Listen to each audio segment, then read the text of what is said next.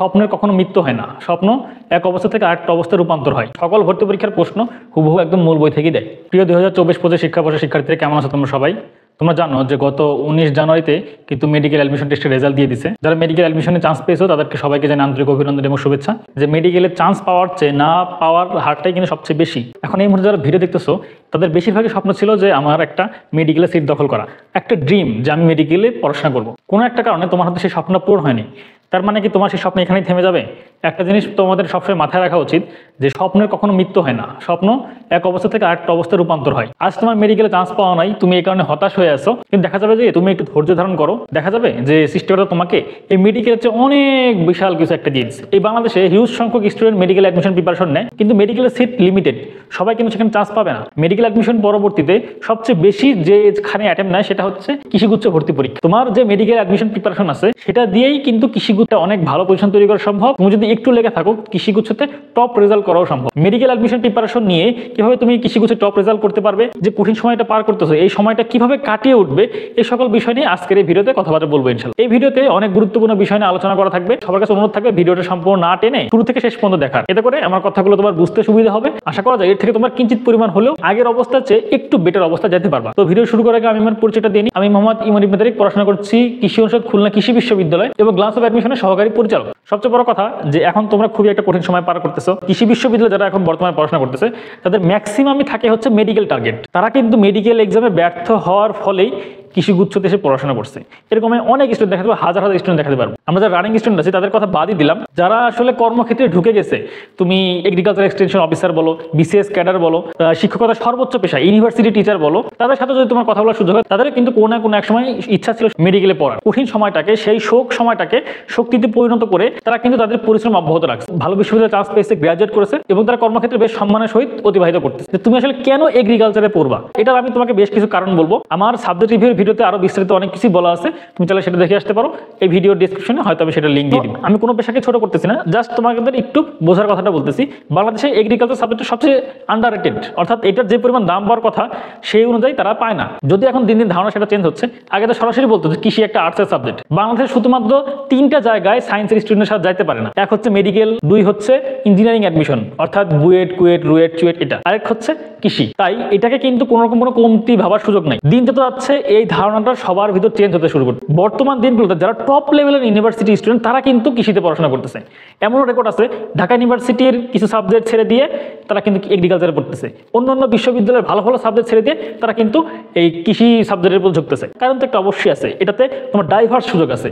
তুমি চাইলে তোমার ভবিষ্যৎ জীবনে অনেক ভালো কিছু করতে পারবা। তুমি যদি চাও যে তুমি বিসিএস ক্যাডার হতে পারবা, তোমার জন্য এগ্রিকালচার ইউনিভার্সিটি একটা বেস্ট অপশন হতে পারে। তুমি কিন্তু এগ্রিকালচারে পড়াশোনা করে এই বিভিন্ন যে রিসার্চ ইনস্টিটিউশন আছে সেখানে কিন্তু বৈজ্ঞানিক কর্মকর্তা হিসেবে যুক্ত হতে পারবা। উচ্চ পড়াশোনা করার জন্য বিদেশে যেতে চাও, সেক্ষেত্রে কিন্তু এগ্রিকালচার অনেক অনেক অনেক সেক্টর আছে। তোমার জীবনের হাতে আসলে সুযোগ রাখতে চাও যে আমি পরবর্তীতে অনেক দিকে যাইতে পারবো, এগ্রিকালচার ইউনিভার্সিটিতে পড়া একটা বেস্ট চয়েস হতে পারে। হ্যাঁ, তুমি হয়তো ডাক্তার হতে চাচ্ছ, তুমি ডাক্তার হলে অনেক মানুষকে জনসম্মুখে সেবা করতে পারো। যে ডাক্তার সেও কিন্তু তোমার ভাত, ফল মূল, শাক সবজি এইসবের উপর নির্ভরশীল। তুমি ডাক্তার বলো, ইঞ্জিনিয়ার বলো, বা তুমি যে পেশাতে যাও না কেন, প্রত্যেকটা মানুষ কিন্তু তোমার এই কৃষি ক্ষেত্রের উপর নির্ভরশীল। তুমি আগে নিজে খেয়ে পরে বেঁচে থাকবা, তারপর তো তোমার রোগ বালাই হবে, চিকিৎসা হবে, চিকিৎসার জন্য তুমি ডাক্তারের কাছে যাবা।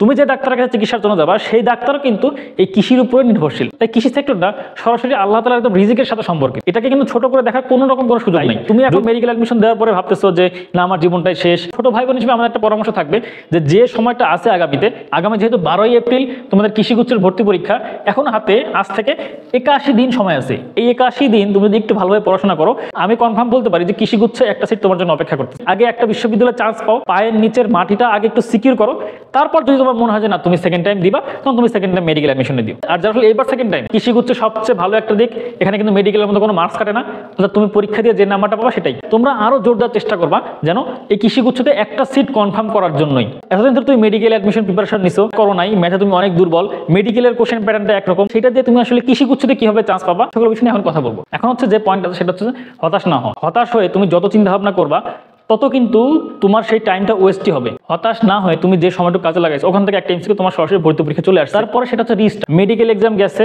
এই সকল কিছু ভুলে যে তোমাকে আবার নতুন করে শুরু করতে হবে। তোমার হাতে আছে সময় 81 দিন শুধুমাত্র কৃষিগুচ্ছের জন্য, 81 দিন সময় বলতে 3 মাস। এই 3 মাসের ভিতর যে সারা বছর পড়াশোনা করে নাই সেও তো চাইলে এই 3 মাস যদি ভালোভাবে পড়াশোনা করে একটা অনেক ভালো পজিশন তৈরি করতে সম্ভব। শুরু করার অনেকগুলো ওয়ে থাকতে পারে, বাট আমি নর্মালি যে বিষয়টা সাজেস্ট করি ফার্স্টে শুরু করো মূল বই থেকে। তোমরা মেডিকেল অ্যাডমিশন প্রিপারেশনটা নিছো, সেটা হয়তো অনেক ভালোভাবে পড়াশোনা করছো। তোমরা জানো যে মেডিকেলে পড়ানোর সময় কিন্তু সবাই কিন্তু বই দাগায় দাগায় পড়ায়। তোমার কিন্তু অলরেডি জানা যে বইয়ের কোন ইম্পর্টেন্ট লাইনগুলো আছে, কোন জায়গা থেকে নর্মালি প্রশ্ন আসতে পারে। কৃষির জন্য প্রিপারেশন নিবা, একটু করে ফিল্টার করতে হবে যে এটা কৃষির জন্য একটু গুরুত্ব। মূল বইয়ের আসলে কোনো বিকল্প নাই, সকল ভর্তি পরীক্ষার প্রশ্ন হুবহু একদম মূল বই থেকেই দেয়। তারপর তুমি যেহেতু হচ্ছে কৃষির ভর্তি পরীক্ষার প্রিপারেশন নিচ্ছ, তোমাকে অবশ্যই একটা কোশ্চেন ব্যাংক কিনতে হবে। এবার কিন্তু কৃষিতে লিড দিচ্ছে বাংলাদেশ এগ্রিকালচারাল ইউনিভার্সিটি। সম্মিলিত কৃষির যে কোশ্চেন ব্যাংক সেটা যদি তুমি 3 বার রিভিশন দাও, এই বাকৃবির, শুধু বাকৃবির না, যে বিশ্ববিদ্যালয় নিতে থাকবে সেই বিশ্ববিদ্যালয়ের কোশ্চেন রিভিশন দিবে 5 বার। এখন কথা, যারা মেডিকেল প্রিপারেশন নিছো এদের ক্ষেত্রে অন্যতম একটা সুযোগ থাকে কোথায়, তোমাদের বায়োলজি কিন্তু খুব ভালোভাবে আয়ত্ত আছে। কৃষিগুচ্ছে বায়োলজিতে সবচেয়ে বেশি নাম্বার, কৃষিগুচ্ছে বায়োলজিতে নাম্বার 30। এই 30-এ তুমি যদি 26, 27, 28টা সিকিউর করতে পারো অন্যদের চেয়ে অনেক বেশি আগে যাবা। এবং এখানকার যে কেমিস্ট্রি আছে, কেমিস্ট্রি কিন্তু তোমার এতটা ম্যাথমেটিক্যাল টাইপ আসে না। এখানে কেমিস্ট্রি নাম্বার থাকে হচ্ছে 20 নাম্বার। ফিজিক্সে তোমার হচ্ছে সংমিশ্রণ আসে, ম্যাথ থাকে একদম মেডিকেলের মতো যে হুবহু যে একদম এক লাইনের যে ম্যাথ করা যায় সেরকম না, একটু লাগে, কিন্তু সেখানে কিন্তু জ্ঞানমূলক প্রশ্ন থাকে। টোটাল নাম্বার হচ্ছে 20। ম্যাথ থাকে যেটা তোমার একদম উচ্চতর গণিত, সেটা থাকে 20, তোমার 10। ইংলিশ খুবই সহজ থাকে।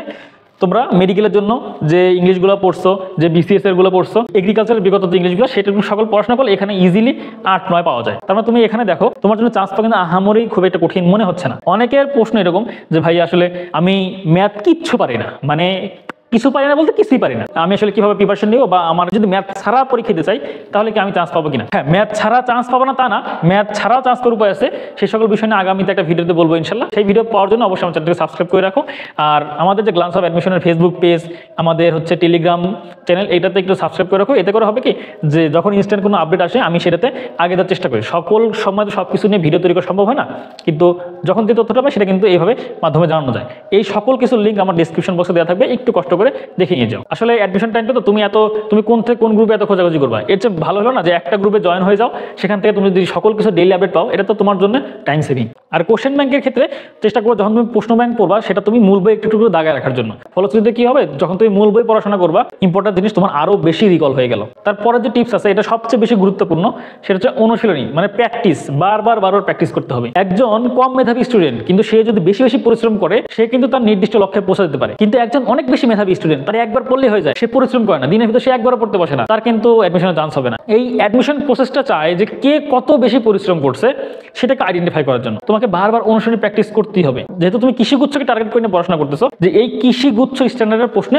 তুমি বারবার প্র্যাকটিস করবা। তোমরা জানো এই অনুশীলনটা একদম সুষ্ঠু, সুন্দর, সুপরিকল্পিতভাবে করতে পারো। সে 20 জানুয়ারি থেকে কিন্তু আমাদের কৃষিগুচ্ছ এবং গুচ্ছ বিজ্ঞান সুপার এক্সাম ব্যাচ চালু হয়েছে, সম্পূর্ণ নতুন অধ্যায়ভিত্তিক এক্সাম ব্যাচ। এই এক্সাম ব্যাচের মাধ্যমে তুমি চাইলে তোমার সম্পূর্ণ প্রিপারেশনটাকে একদম হাতে কলমে শিক্ষা নিয়ে নিতে পারো, তোমার স্বপ্নের রাস্তায় আরো এক ধাপ এগিয়ে যেতে পারো। আমাদের এক্সাম ব্যাচের কোর্স ফি মাত্র 350 টাকা। ভর্তি প্রসেস খুবই সহজ, এই দুইটা নম্বরে নগদ বিকাশ রকেটে 350 টাকা, সেন্ড মানি অথবা ক্যাশ ইন। ভাই ভুলেও রিচার্জ দিও না, রিচার্জ দিলে কিন্তু সেটা আমাদের কিছু করার থাকবে না। তারপর এই দুটো নম্বরে হোয়াটসঅ্যাপে নক দিবা, নক দিয়ে তুমি যে টাকা পাঠাচ্ছো সেটা স্ক্রিনশট অথবা লাস্ট 3 ডিজিট বলবা, আমরা চেক করে তোমাকে গ্রুপে অ্যাড করে নিয়ে নিব। তোমরা যারা একদম শূন্য থেকে প্রিপারেশন নিতে চাচ্ছ তাদের জন্য এই এক্সাম বেসটা বেস্ট হবে। এই কারণে এখানে প্রতিদিন শুধুমাত্র একটা অধ্যায়ের এক্সাম নেওয়া হবে। 24টা ঘন্টা সময় পাবো শুধুমাত্র একটা অধ্যায় কমপ্লিট করার জন্য। এক্সাম শেষ হওয়ার পরে আমরা ডিটেলস ব্যাখ্যা সহ তোমাদের সলভ শিট দিয়ে থাকি। আমি এটা আশা করি ন্যূনতম কিছু যদি এই সলভ শিটটা আয়ত্ত করো তোমার চান্স মিস হবে না ইনশাআল্লাহ। তোমার ভর্তি পরীক্ষার প্রশ্ন কমন ফেলানোর দায়িত্ব আমার, কিন্তু সেটাকে অ্যান্সার করে আসার দায়িত্ব কিন্তু তোমার নিজেরই। তাই এই এক্সামের সঙ্গে আরো ডিটেলস জানার জন্য এই দুটো নাম্বার হোয়াটসঅ্যাপে নক দিও। আর এছাড়া ভিডিও ডিসক্রিপশনে সকল কিছু দিয়ে দেওয়া আছে ইনশাআল্লাহ, সেখান থেকেও আরো দেখে নিতে পারো। চেষ্টা করো যত তাড়াতাড়ি ভর্তি হয়ে যাওয়ার জন্য, কারণ তুমি যত পরে ভর্তি হবা তত কিন্তু ভর্তি পরীক্ষার আগে সময় কমে যাবে। তখন কিন্তু ভাই একদিনে 2টা 3টা 4টা অধ্যায়ের এক্সাম একসাথে দিতে হবে, যেটা কিন্তু তোমার জন্য প্রেশার। এখন তারপরে যে পয়েন্ট আছে সেটা হচ্ছে যে টাইম ম্যানেজমেন্ট। টাইম ম্যানেজমেন্ট অনেক বেশি গুরুত্বপূর্ণ।